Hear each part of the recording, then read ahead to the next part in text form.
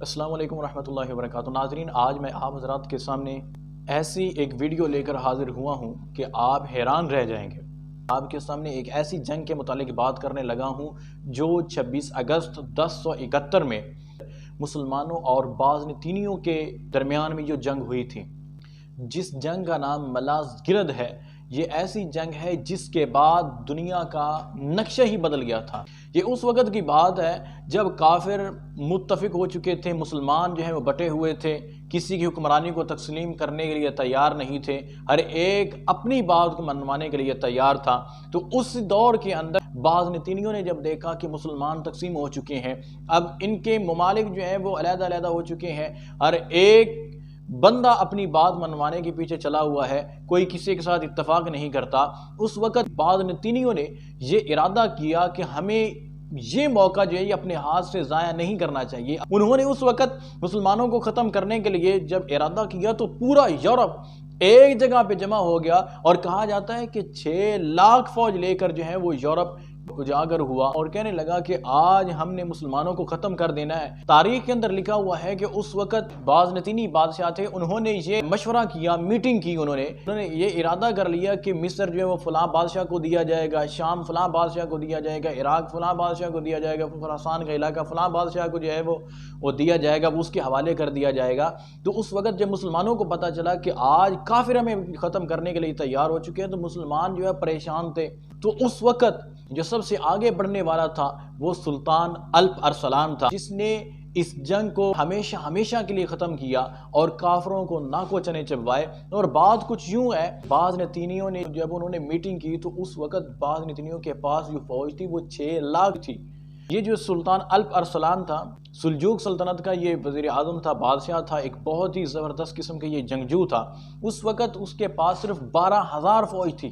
کتنی؟ صرف 12,000۔ بازنطینیوں کی 6 لاکھ کے مقابلے میں سلطان الپ ارسلان نے 12,000 کا لشکر وہ میدان میں لا کر کھڑا کر دیا۔ اس وقت مسلمان، وہی مسلمان جو جنگ کے لیے تیار تھے،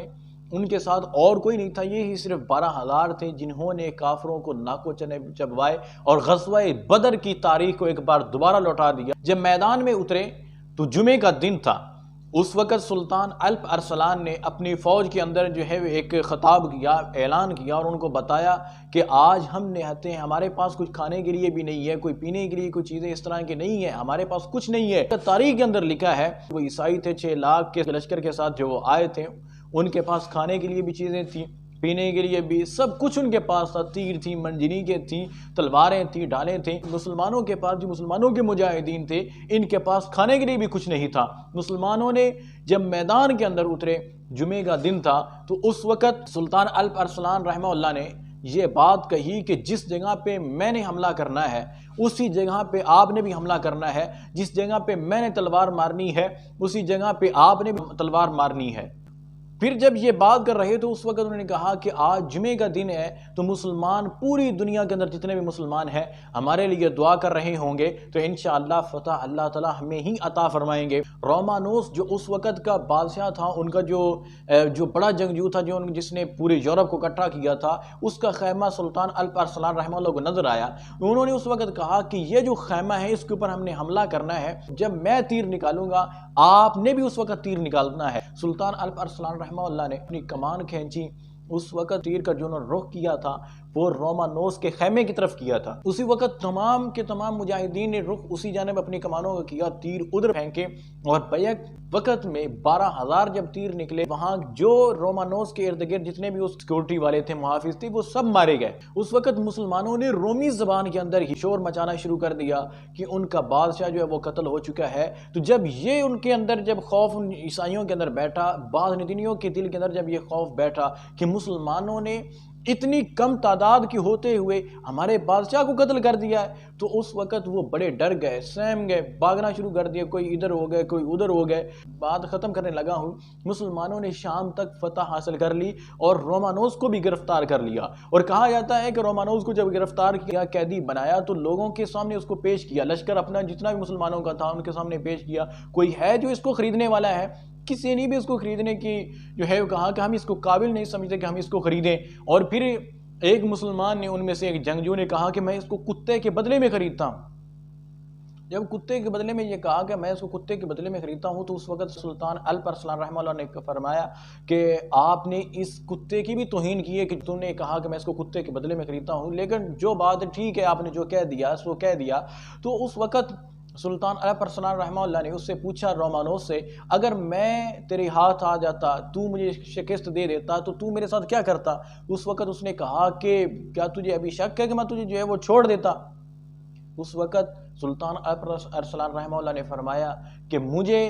تجھے مارنے کے اندر کوئی ایسا مسئلہ نہیں ہے کہ میں تجھے ماروں، میں نے اپنی تلوار ہی کو خراب کرنا ہے، جو میں تجھے جو ہے وہ آزاد کر دیتا ہوں، تجھے میں نے چھوڑ دیا۔ وہ کہا جاتا ہے کہ جب وہ وہاں سے چلا گیا، جب اپنے علاقے میں گیا تو وہاں پر لوگوں نے اس کو پکڑ لیا، آگ کے اندر ڈال دیا، اس کو مار دیا۔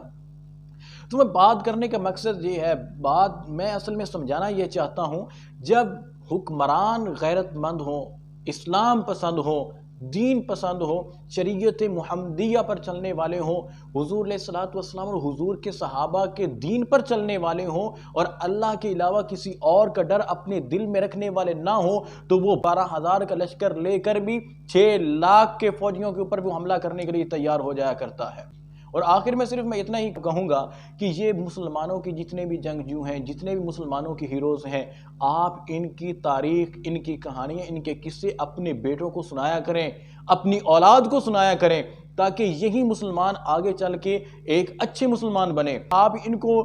غیروں کی کہانیاں سناتے رہیں گے، جنوں کی، عمر و عیار کی، اس طرح کے جتنے بھی لونڈے لپاڑے ہیں، ان کی کہانیاں سناتے رہیں گے، تو یقین کر لیجئے گا کہ آپ کی اولاد تاریخ تو پہلے ہی بھول چکی ہے۔ جب آپ ان کو یاد نہیں کروائیں گے تو یہ اپنی آپ کو بھی بھول جائیں گے، اپنی شناخت کو بھی بھول جائیں گے۔ اللہ تعالیٰ سے دعا کرنی چاہیے کہ اللہ تعالیٰ ملک پاکستان کی حفاظت فرمائے، آمین ثم آمین۔